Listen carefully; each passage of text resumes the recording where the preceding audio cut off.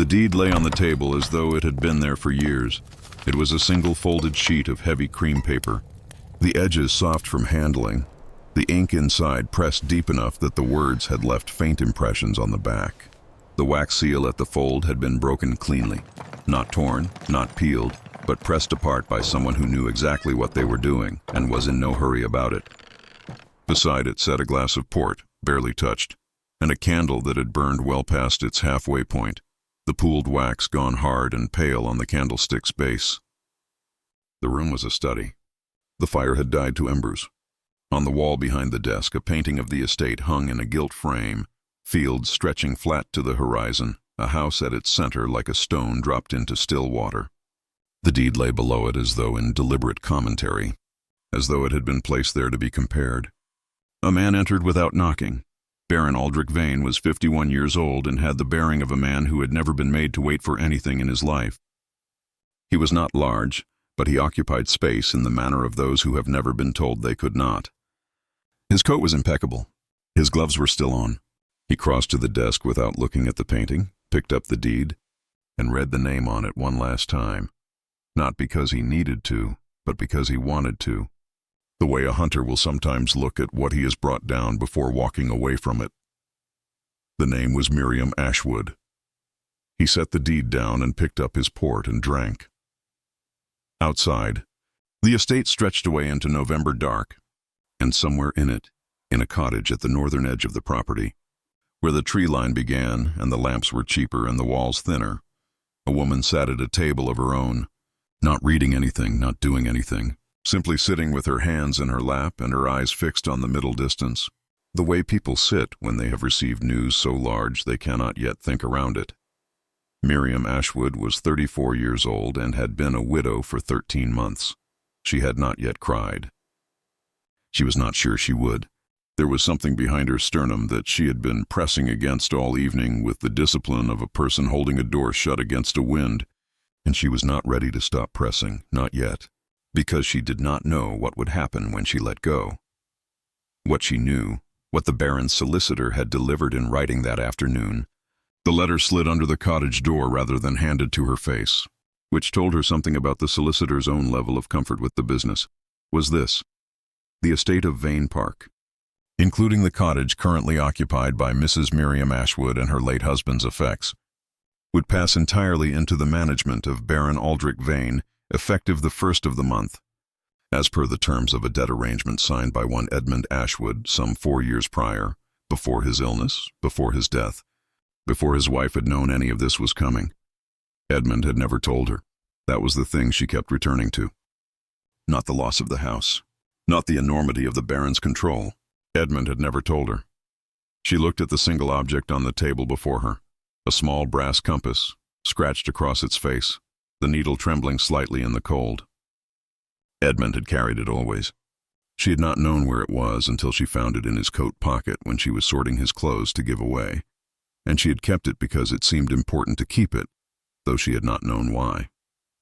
Now she looked at it in the dim lamplight, and thought about a man who could keep a secret of that, sighs and still die with his eyes asking her for forgiveness.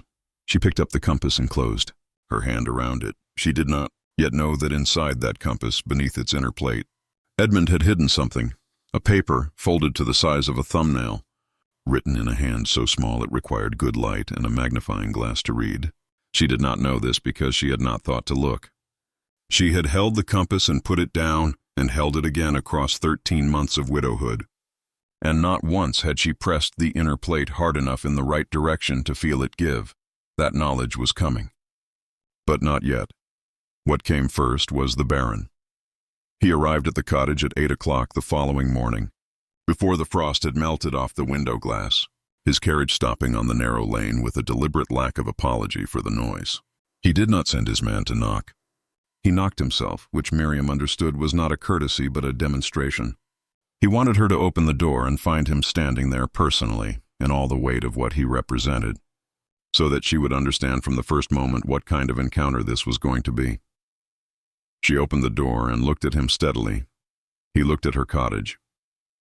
The gesture was slight, a flicker of the eyes sideways and then back, but it took in the thin curtains, the modest furniture visible behind her, The evidence everywhere of a household that had been quietly economizing for longer than she might have admitted. She saw him take it in.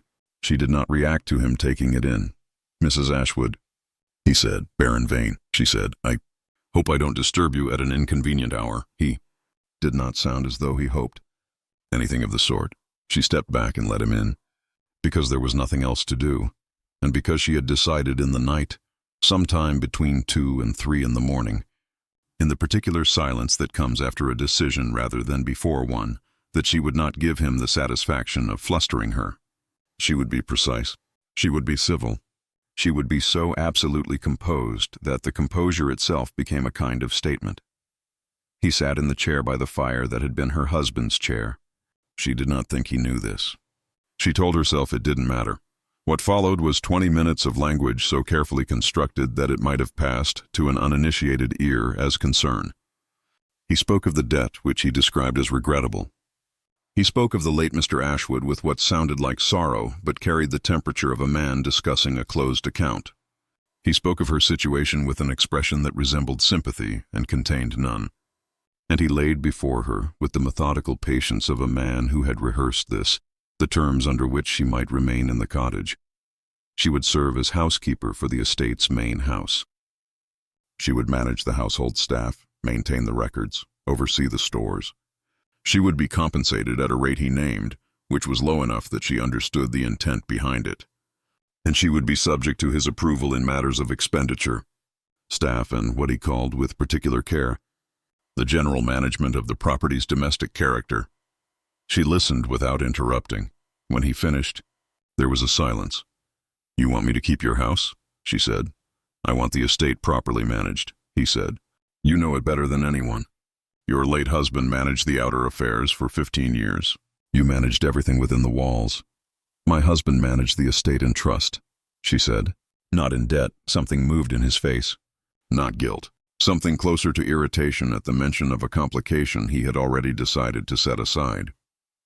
"The arrangement between your husband and myself was a private matter, Mrs. Ashwood. The terms were agreed to willingly. By a man who was ill," she said, quietly. "By a man who signed," he said. She looked at him then, looked at him the way she had been trained. "By life and loss and 13 months of grief and the compressed discipline of a woman who had survived a great deal by simply refusing to collapse."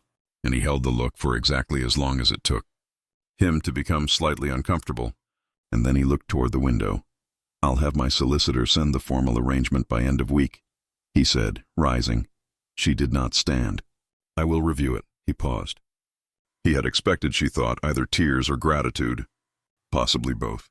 He had not expected the still, unhurried quality in her voice that made the sentence sound not like a statement of intention, but like the beginning of something. He left without warmth. His carriage rolled away on the frost-hard lane, and Miriam sat for a long time in the chair across from her late husband's chair, and did not move. Then she reached out and picked up Edmund's compass from where she had left it on the small side table, and held it in both hands and felt its weight. She pressed the inner plate, not for any particular reason, only because her thumb found a ridge she had not noticed before. It gave. She looked down.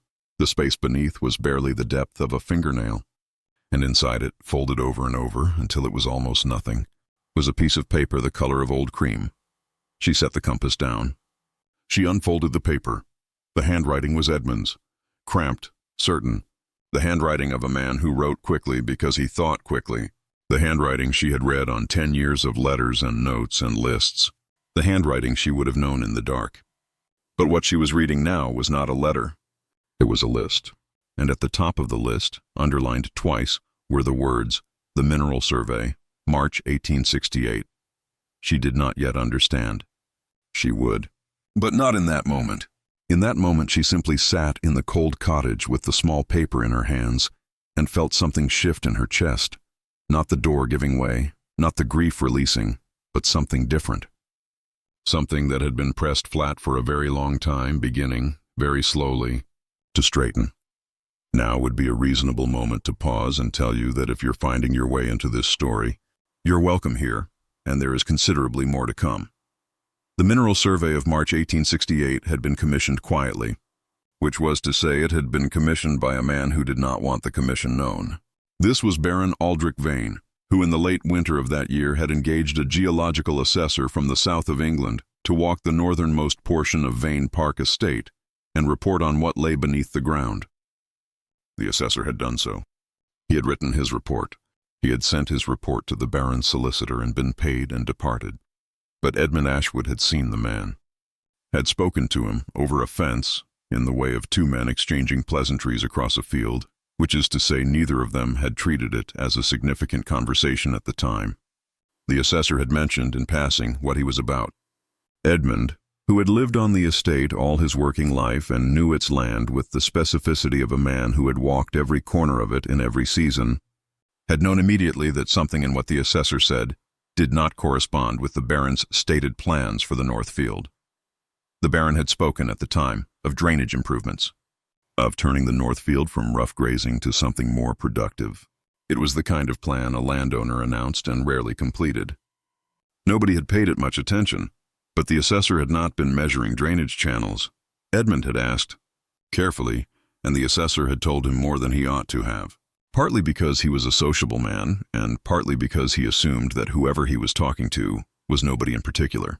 He had told Edmund that the North Field sat above a significant coal seam, which the Baron's London investors had already been informed of, and against which the Baron had already begun to arrange extraction agreements, and the value of which, once operational, would be considerable enough to transform the estate's financial standing entirely.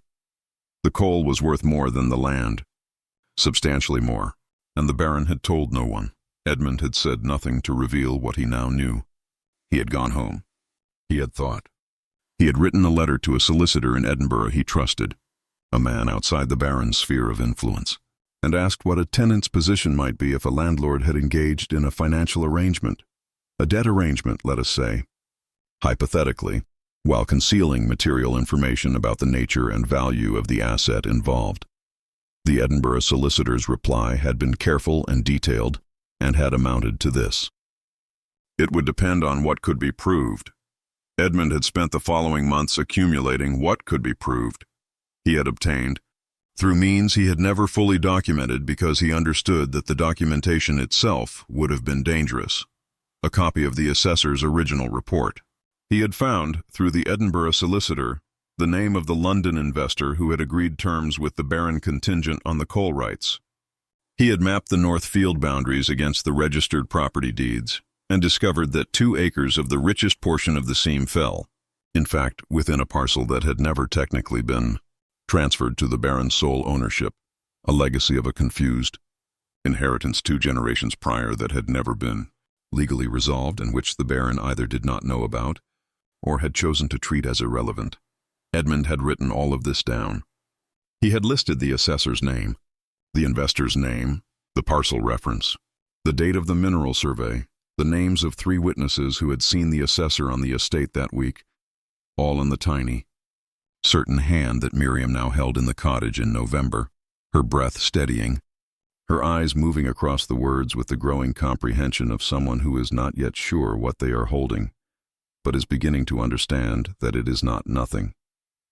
At the bottom of the page, in letters slightly larger than the rest, Edmund had written, "The North Field is yours by law, if the right person brings it."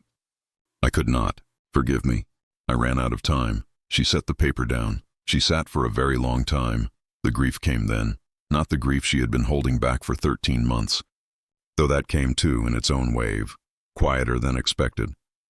But a different grief. The grief of understanding a man more fully than you had when he was alive. The grief of retroactive witness. Edmund had known what was coming. He had known the Baron would move, and he had been afraid, and he had been dying, and he had not known how to protect her except by leaving her this scrap of paper and a compass, this small quiet arsenal. She pressed the back of her hand to her mouth, not to stop crying but to hold something in for just a moment longer. Then she folded the paper carefully, put it back inside the compass, closed the inner plate, and began to think. 7 miles away, at the main house of Vane Park, Baron Aldrich Vane sat at his desk and did not feel that anything was wrong. This was the condition in which dangerous things began. He poured a second glass of port and looked at the painting of the estate on the wall and felt the particular satisfaction of a man who has surveyed what he owns and found it sufficient. He was aware of the widow in the cottage. He had accounted for her. She would take the position. She had no other option. And once she was inside the house and managing his linen and his stores and his kitchen accounts, she would understand implicitly that the past was the past, and the present had its own structure, and that structure included him. He did not think of Edmund Ashwood except occasionally and with mild contempt. The contempt not for the man himself, but for the softness of a man who could not hold what he had. He had not hated Edmund. He had simply seen an opportunity and taken it, which was, in his experience, the entirety of what separated those who retained things from those who lost them. He did not wonder what Edmund might have left behind. It did not occur to him to wonder. The dead left grief, occasionally children and property, and the property had already been accounted for. He went to bed at 11 and slept soundly. In the cottage, Miriam did not sleep at all. She spent the night at the table with a candle and a sheet of paper of her own, writing in a hand nothing like Edmund's, larger, faster, the handwriting of someone working through a problem, rather than documenting one, and by the time the first gray light came through the window, she had a letter ready for the Edinburgh solicitor whose name Edmund had included in his notes. She had a list of the documents she would need and a sketch, rough, but coherent, of how she thought those documents might fit together into something that could be placed before a court. She had also written, in smaller letters at the bottom, the things she would need most and did not yet have, someone with standing to bring the matter. A widow in a cottage was not, legally speaking, nobody, but she was not far from it. And the Baron's solicitor was practiced and London trained, and would know exactly how to protract proceedings, until she was financially unable to continue. Then she needed an advocate. She thought she knew where to find one.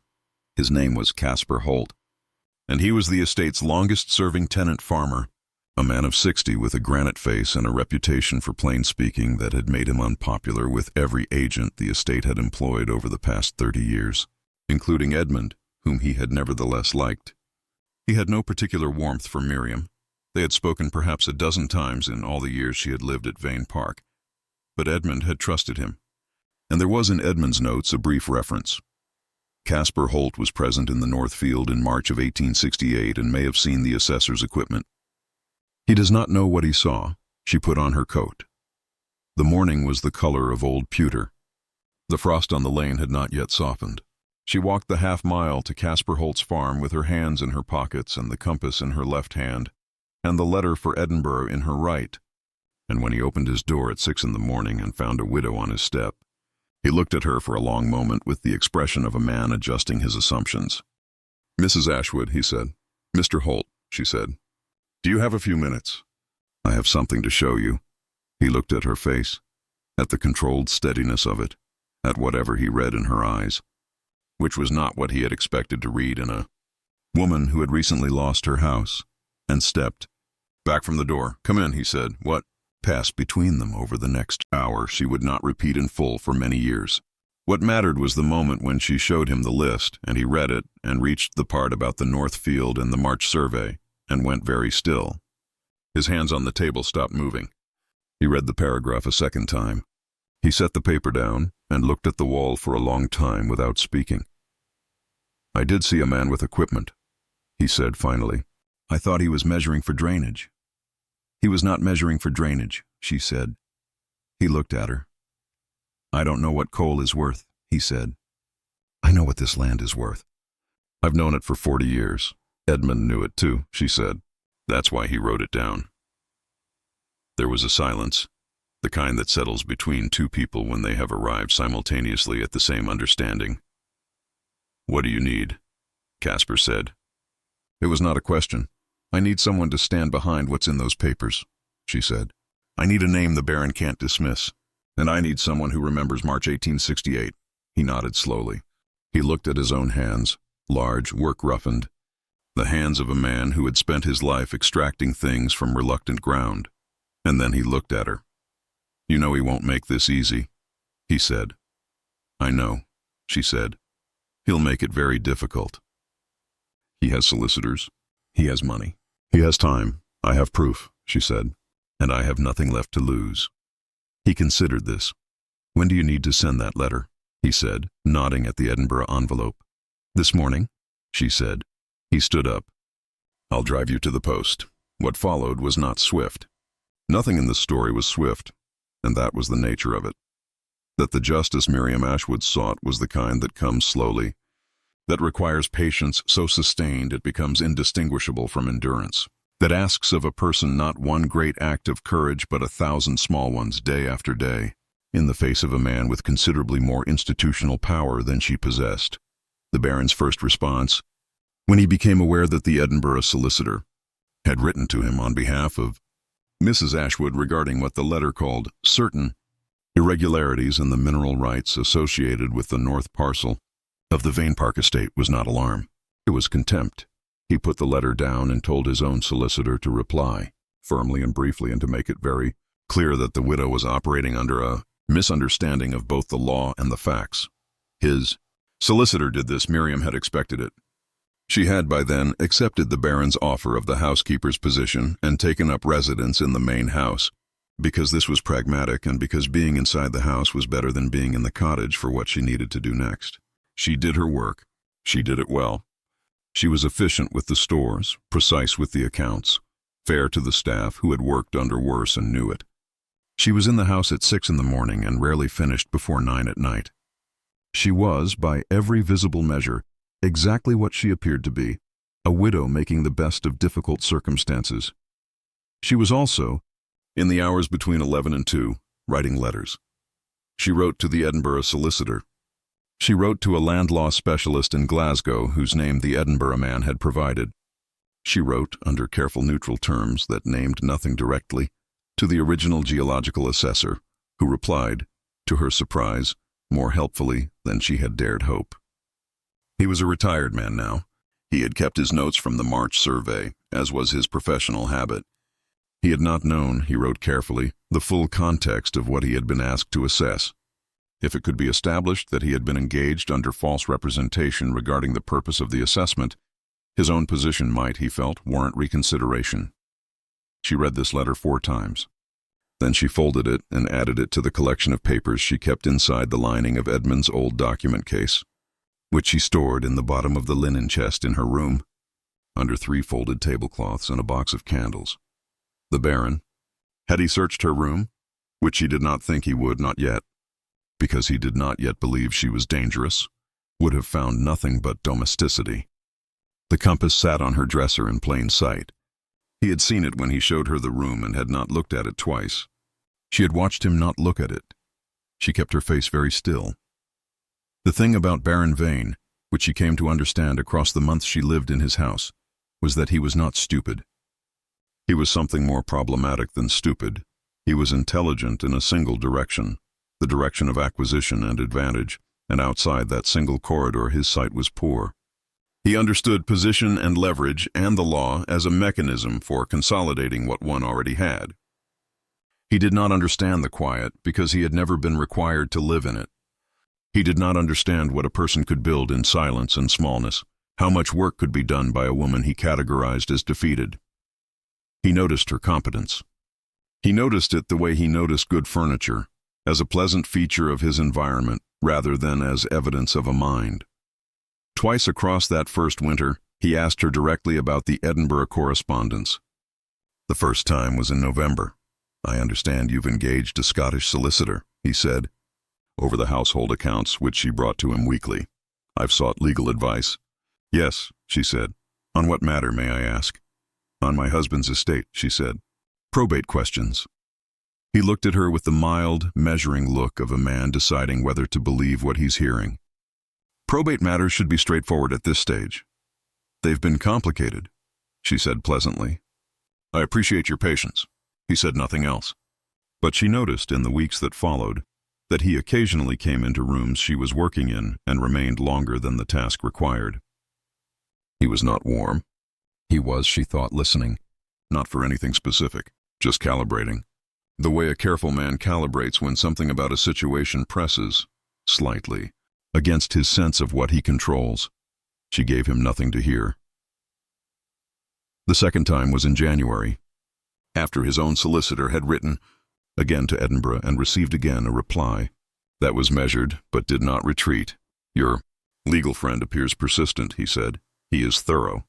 She said, "I would be careful, Mrs. Ashwood, about the costs of pursuing matters that have no legal foundation." "I appreciate the concern," she said. "I'll certainly keep it in mind." She brought him the candle he had asked for and wished him good evening and went back to the kitchen, where one of the younger housemaids, a girl called Nell, quick-eyed and observant, looked at her with an expression that was not quite a question. "Everything all right, Mrs. Ashwood?" The girl said. "Perfectly," said Miriam. Nell, who had worked in that house for 2 years and had watched 3 housekeepers collapse under its atmosphere, nodded slowly and went back to what she was doing. She did not ask again, but from that point she watched Miriam with the particular attention of someone who has recognized, in another person, the specific shape of a person who knows what they are doing and is doing it quietly. There was a rhythm to those months that Miriam found she could only understand in retrospect, because living inside it had felt like nothing so much as endurance without view, a steady walking forward through a country that offered no landmarks by which to measure progress. She rose at 5:30. She dressed quickly, without ceremony, in the dark of the small room the Baron had assigned her at the back of the house, where the morning light came late and the window faced east onto the kitchen yard and the bare hedge that ran along it. She did not mind the room. She minded nothing about her circumstances that she could afford not to mind, which was a distinction she had arrived at sometime in December and which had simplified a great deal. She managed the house as she had been engaged to manage it, thoroughly, without error. The cook, a woman of 50 named Mrs. Pratt, who had worked for 2 previous employers and had seen the inside of households that ran well and households that did not, took measure of Miriam in the first fortnight and quietly aligned herself with her, not visibly and nothing as overt as declaration. But when Miriam revised the store system and relabeled the cellar ledger, Mrs. Pratt produced the correct bottles without being asked. When Miriam requested that deliveries be logged on arrival, the cook made sure they were. It was the cooperation of one competent person recognizing another, wordless and efficient, and Miriam was grateful for it in the way she was grateful for all small, practical solidarities during that time, not with sentiment, which she could not spare, but with a depth of feeling she kept to herself. The Baron, for his part, treated her with the particular chill of a man who has positioned someone where he needs them and prefers not to look at them. He was courteous at the required moments. At the weekly accounts review, he listened and responded and occasionally approved. He did not ask about Edinburgh again after January, though she was aware, from small evidence, the way his eyes shifted slightly when she entered rooms, the speed with which his solicitor's letters now appeared in the Morning Post, that he was watching. He had recalculated something. She could feel it in his silences. What he could not know was how much she had recalculated in return. She had understood, by February, that the case had 3 distinct pressures: the mineral rights question, which was the strongest ground, the ambiguous parcel, which was the most legally complex, and the concealment argument, which was the most morally plain and the most difficult to prove to a sufficient legal standard. The Edinburgh solicitor had been candid with her about this last point. Concealment required demonstrating that the Baron had known the coal's value at the time the debt arrangement was signed and had deliberately withheld that knowledge. This was not the same as proving the coal existed, which the assessor could confirm. This was proving intent, which lived in the space between facts. She had one piece of evidence that spoke to intent: a letter, unearthed by the Edinburgh solicitor through the land registry records, in which the Baron had written to his London investor 2 months before signing the debt arrangement with Edmund, referencing the Northfields extraction potential. The letter was brief. It was carefully worded by a man who understood the risks of putting things in writing. But it existed, and it predated the arrangement, and it was addressed to a man whose financial interest in the outcome was on record. She had not told Edmund's notes about this letter. Edmund had not known it existed. She had found it without him, through methodical archival correspondence, through the kind of work that requires patience and a very specific faith that the record will contain what you need if you look long enough and ask the right questions of the right people, she thought, about Edmund often during those months, about what it must have cost him knowing what he knew, managing what he managed for a man he had come to understand as corrupt, doing it without flagging, because the alternative was immediate displacement, and he was already dying and he was trying to buy time. She thought about the smallness of the compass on his desk, the decision to fold the paper that small, to put it in a place she would find it eventually, in the dark, with her thumb. She thought about the faith required in that act, faith not in systems or courts or the mechanisms of justice, but in her, in the specific quality of her attention, in the belief that she would not simply hold the compass but would eventually press it hard enough in the right direction. She had not been wrong to be angry with him. She was not wrong now to feel something closer to tenderness. She pressed nothing into feeling. She let it sit the way she let everything sit during those months, behind the door. Behind the composure, present but not released, available to her at night in the small room with the late light and the eastern window, and nowhere else. Spring came with the slowness of a season that has not been asked for. The north field greened up from the brown of frost damage and the sheep moved back into it, and from the upper window of the house it looked like any field on any estate in England.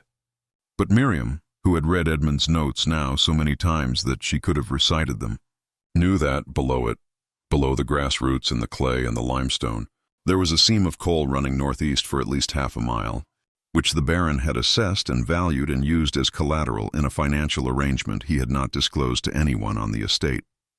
She knew the parcel reference. She knew the map coordinates. She knew the name of the London investor.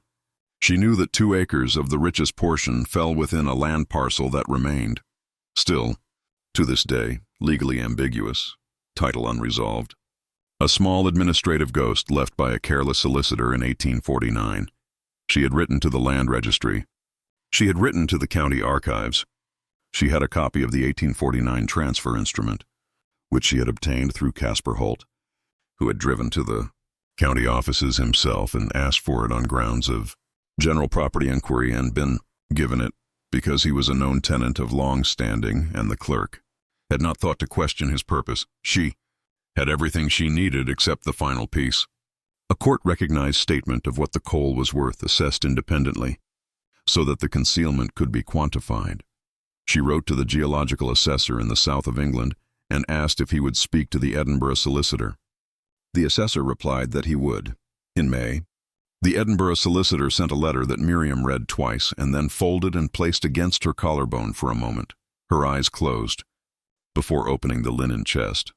They had grounds, he wrote, for an application in equity on the basis of fraudulent concealment in a material financial arrangement. The ambiguous parcel provided additional grounds for a separate property action. He would not pretend the Baron would not fight it. He would not pretend it would be brief. But he believed they had a case of sufficient substance that any competent court would hear it. The Baron did not know about the letter. He was, in May, engaged with a business partner from London who had come to inspect the North Field and discuss the timeline for beginning extraction. He was, on the morning the letter arrived, in the dining room with this man at breakfast, speaking about the projected returns. He was, in other words, at his most exposed without knowing it, a man who has convinced himself that the ground beneath his feet is entirely his. Standing over mine, Miriam brought the coffee and set it down and said nothing, and left the room, on her way. Back to the kitchen, she paused in the hallway. For 3 seconds. Not 4. 3. Then she went on. The case was filed in August. The Baron received the formal notice on a Thursday afternoon and read it standing up, which was how she imagined it afterward. Him standing at his desk, not sitting. His stillness, the stillness of something that has run into an unexpected wall. She was not in the room when he read it. She was in the laundry, checking inventory. Nell came and found her 20 minutes later with wide eyes and said the Baron had asked for her immediately. She took off her apron. She smoothed her dress. She went. He was standing at the window when she entered. He did not turn immediately. When he did, his face was controlled, but his hands, which he had clasped behind his back, were not. She could see the tension in his shoulders, the set of his jaw, the faint whitening around his mouth of a man in the grip of something he is trying not to show. He held up the notice. "You've been busy," he said. "My husband left me a great deal to work through," she said. He looked at her with an intensity she met without flinching. She had prepared for this, she realized now, not by rehearsing what she would say, but by living inside the truth of what she knew for long enough that she no longer needed to reach for composure. It was simply there. It had become the ground she stood on. "You understand what you're doing," he said. This is not a small action. This will take months. It will be costly. You will be questioned. Your witnesses will be questioned. My solicitors are very good, Mrs. Ashwood." "I'm sure they are," she said. "I am telling you," he said, and the control was wearing at the edges, "that this will not go as you imagine." "I don't imagine much," she said. "I work from what I can prove." There was a silence. He set the notice down on his desk with a precision that was not calmness, but the performance of it. And she watched his hands and saw what Edmund's notes had taught her to look for in people who were hiding the labor of their own composure. The slight press of fingertip against the desk's surface, the infinitesimal steadying of weight, the body reaching for stillness from the outside because it could not locate it from within. She had stood in this study on that first morning, 9 months ago, receiving his terms, and she had understood herself then to be the smaller figure in the room by every available measure. She was still small by those measures. She had no title, no institutional standing, no history of being the kind of person courts listened to with immediate credulity. She knew this. She had never stopped knowing it, and it had not changed what she did. Something shifted in his face, a flicker she could not name precisely but recognized as the mask slipping. Just for a moment, just far enough. He looked at her and she looked at him, and for a long moment neither of them spoke, and in that silence she understood, with the certainty of a woman who has spent her life reading the rooms of the people she has served, that he was afraid, not of the court, of her, of the specific fact of her, that she had been in his house for 9 months and managed his linen and signed for his deliveries and sat across from him at the weekly accounts, and he had looked at her and seen only what he expected to see, and he was only now understanding how much that said about what he had failed to look for. "Where did you find it?" he said. Not "what are you talking about?" Not "I don't know what you mean." "Where did you find it?" "My husband was thorough," she said simply. "He ran out of time. I had more of it." She left the room. The case ran 11 months. It was not clean or swift or dignified in the way of stories told after the fact.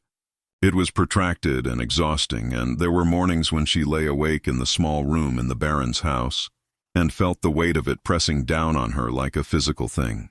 And there were afternoons when the Baron's solicitor wrote letters that were calibrated to frighten and largely succeeded. But Caspar Holt stood up in the county court and testified in the flat, unarguable voice of a man who has nothing to gain from lying and everything to lose. And the geological assessor came up from the south of England and produced his original field notes in his own careful hand. And the Edinburgh solicitor laid before the court a sequence of documents so methodically assembled that the opposing counsel's objections sounded increasingly like a man trying to argue with arithmetic. The judgment came in June, 14 months after the letter under the door. The mineral rights to the north parcel, the ambiguous 2 acres, were found to be unresolved and therefore not transferable under the terms of the original deed arrangement. The deed arrangement itself was found to have been entered under circumstances of concealed material interest, which vitiated its binding force. Miriam Ashwood was awarded the north parcel outright, and the mineral extraction agreement the Baron had made with his London investors was voided on grounds that the rights he had conveyed were not his to convey. She was in Edinburgh when the verdict came. She was sitting in the solicitor's office, which smelled of paper and coal smoke, and when he told her she sat very still for a long time with her hands in her lap. "You should be pleased," he said, not unkindly. "I am," she said. I'm letting it settle." He nodded. He poured her a glass of water and did not crowd her. A year passed. It passed in the way of years that contain more living than the years before them, not fast, not slow, but with a fullness that was new. Miriam sold the coal rights for a sum that allowed her to purchase back the main cottage outright, to hire her own solicitor on retainer, and to engage a small number of workers to begin what turned out to be a modest but steady extraction operation on the north parcel. Overseen by a manager she selected with the same methodical care she had applied to everything since November. She did not move back into the main house. She did not want the main house. The Baron had retreated to a smaller property he owned in the south, having settled the case in terms that left him diminished but not broken. A calculation she had accepted, because to break him entirely would have required more years and more costs than the outcome would have justified. and she had learned across 14 months of this to be precise about what she needed as distinct from what she might have wanted in her worst hours. She moved back into the cottage. The first morning she woke up in it. She went to the kitchen window and looked out at the north field and felt something she did not have a word for exactly. Something that was not happiness and not peace, but sat close to both of them, the way a country sits close to its border. Caspar Holt called on her that afternoon and stood at the gate and looked at her garden, which she had begun to work again, and said, Edmund would have been satisfied. Not proud. Satisfied. It was exactly the right word. She had thought the same. Yes, she said. I think so. He nodded and touched the gate post and went back up the lane, and she watched him go. She went inside and set the kettle on and stood at the window while it heated. The north field was visible from here, the grass moving in a light wind, the sky over it a particular shade of early summer blue that she would later find she couldn't describe, but also couldn't forget. Below it the coal seam ran its course under the clay and the limestone, patient and dark and unmoved by any of what had happened above it. She picked up Edmund's compass from the windowsill. She had kept it there since she came back, not in a drawer, not on a shelf, but here, where the light caught it in the morning. She turned it in her hands and felt the slight give of the inner plate under her thumb, though she did not press it open. She didn't need to anymore. She had read everything in it. She knew it by heart. The needle trembled north, as it always had, as it always would, steady and unargued, pointing at the one direction it knew, indifferent to what had tried to make it turn. She put it down in the light. The kettle came to the boil. She made the tea.